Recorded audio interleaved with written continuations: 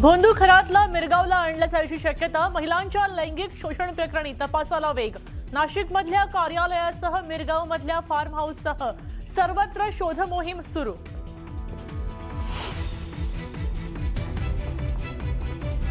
भोंदू अशोक खरात प्रकरणी कुणालाही सोडणार नाही। या प्रकरणी उद्या सखोल निवेदन देणार।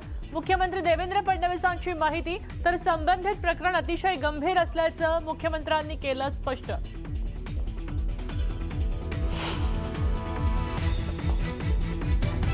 भोंदू खरात प्रकरणाचा सुगावा मुख्यमंत्र्यांना का लागला नाही? राज ठाकरेंचा मुख्यमंत्री देवेंद्र फडणवीसांना प्रश्न। तर प्रकरण समोर आणल्याच्या श्रेयासोबतच हा दोषही घ्या, फडणवीसांना टोला।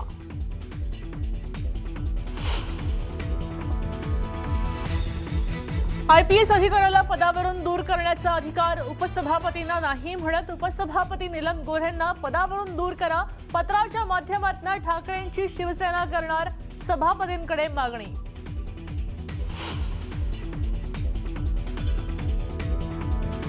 ₹35 कोटी कमिशन मी कार्यकर्त्यांना सोडून दिलं। शिवसेना आमदार संजय गायकवाडांचं पुन्हा धक्कादायक विधान। तर कार्यकर्त्यांना कामं दिली, कमिशन नाही असं म्हणत गायकवाडांची सारवासारव।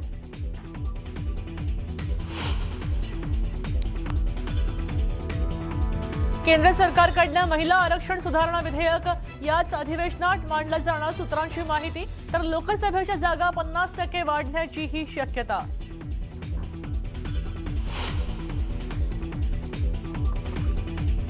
देशामध्ये इंधन टंचाई निर्माण होणार नाही यासाठी प्रयत्न सुरू। होर्मुझ सामुद्रधुनीमध्ये अडकलेली अनेक जहाजं भारतात सुरक्षित आली, पंतप्रधानांची माहिती। तर काळाबाजार करणाऱ्यांवर कठोर कारवाई करण्याचाही इशारा।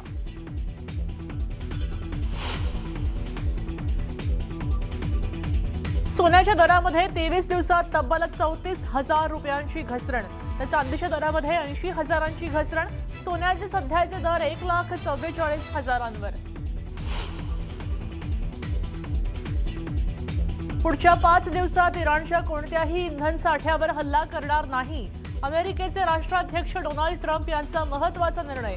अमेरिका इस्रायल इराण युद्ध थांबणार का याकडे सगळ्यांच्या नजरा।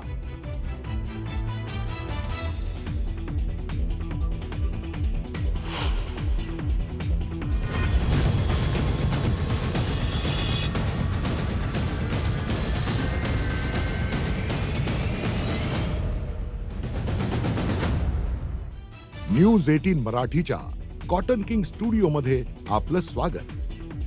नमस्कार, मी मृगा। आपण पाहताय महाराष्ट्राची खबरबात। या बातमीपत्राच्या अगदी सुरुवातीला आपण दिवसभरातल्या चर्चेतल्या बातम्यांचा आढावा घेतोय। भोंदू बाबा अशोक खरात या प्रकरणी आता नवीन खुलासे होत आहेत।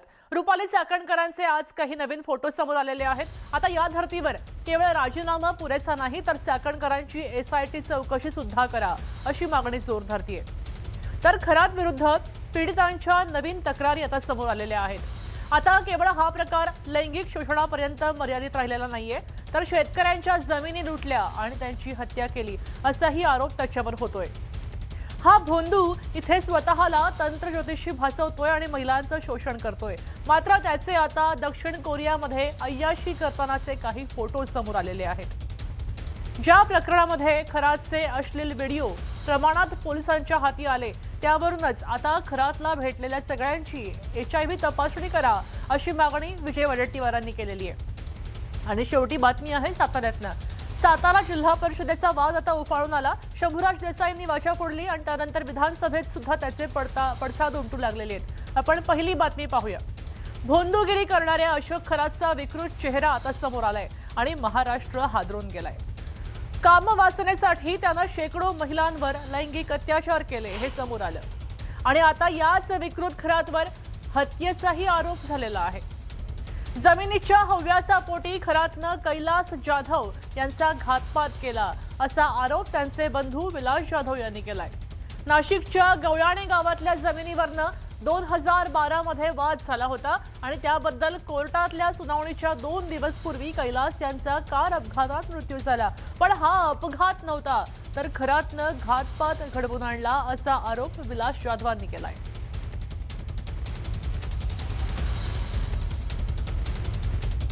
दरम्यान हे सगळं प्रकरण नेमकं काय आहे हे आपण समजून घेऊया। नाशिकच्या गवळाणे गावामध्ये जमीन खरेदीवरनं वाद झाला। कैलाश जाधवांचा मूल मालकाशी हा व्यवहार होता। 2 एकर जमिनीचं खरेदी खरातकडनं त्याच जमिनीचा परस्पर व्यवहार झाला।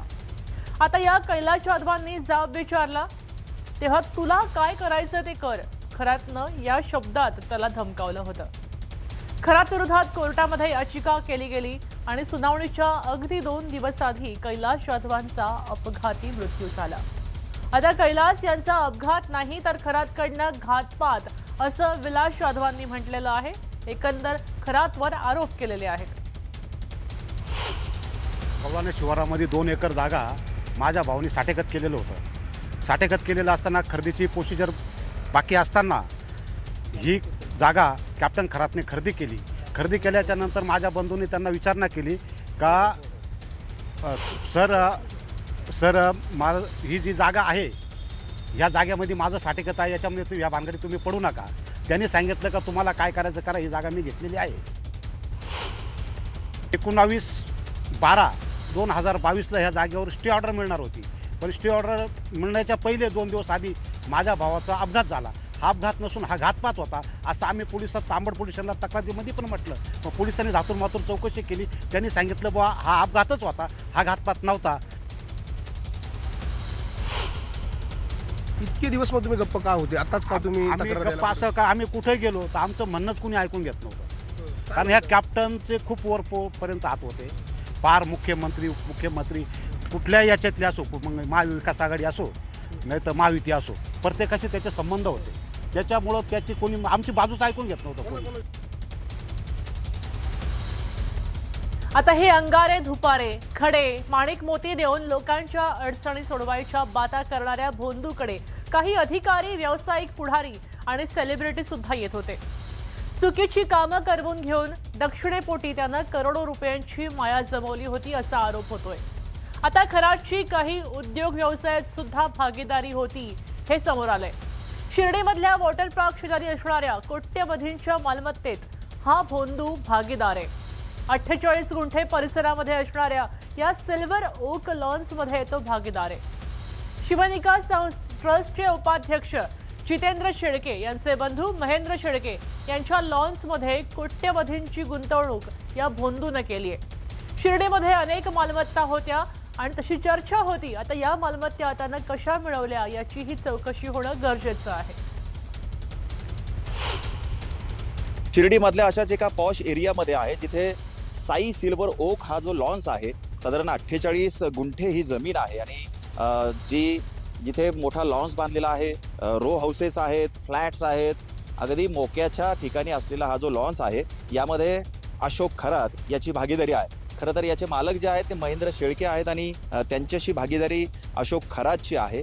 काही वर्षापूर्वीच त्यांनी ही भागीदारीमध्ये सहभाग त्यांचा झालेला आहे। त्यामुळं अनेक अशा मालमत्ता आहेत ज्यामध्ये अशोक खरातची भागीदारी असल्याचं समोर येतं आहे। मग शिर्डीतल्या मोक्याच्या ठिकाणच्या जागा असतील, बायकोच्या नावे जागा असतील, त्यामुळं एक ना अनेक त्याची जी माया जमवलेली आहे ती शिर्डीमध्ये मोठ्या प्रमाणामध्ये असल्याचं दिसतंय। खरं तर या सगळ्यांची चौकशी होणं गरजेचं आहे। या सगळ्या माया त्यांनी जमवल्या कुठून? कारण अशी देखील चर्चा सुरू आहे की काही शेतकऱ्यांच्या जमिनी त्यांनी डुबाडल्या आहेत, त्यांना व्याजाने पैसे दिले, ते पैसे परत देऊ शकले नाही म्हणून काही जमिनी त्यांनी मिळवल्या। हरीश दिमोटे, न्यूज 18 मराठी, शिर्डी, अहिल्यानगर।